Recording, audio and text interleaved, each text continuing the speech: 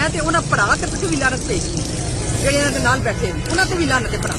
बड़ा मेरा भरा है ना लेकिन इस वक्त मेरी शर्म सियासी उन्होंने अपना भरा है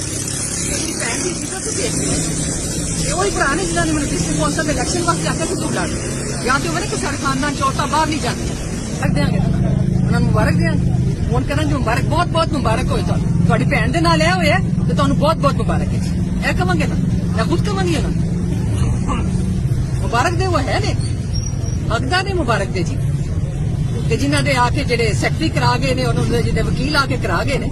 और जेड़ा एक आप आया कराने वास्ते उन्होंने मुबारक चलती लगती है मैडम कितनी देर से आप सुप्रीम कोर्ट में यही कहनी है खुदा का वास्ता जो इलेक्शन खत्म कर दे इलेक्शन ही नहीं है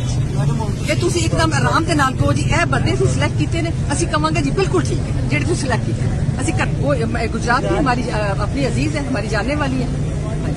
क्या नाम है? सोबिया सरफराज बस वही गायब हुई। वो गायब हुई है बंदे हमारे सारे उठा के ले गए साजू मेरे बच्चे कितने लोग वो कौन कौन बंदे दो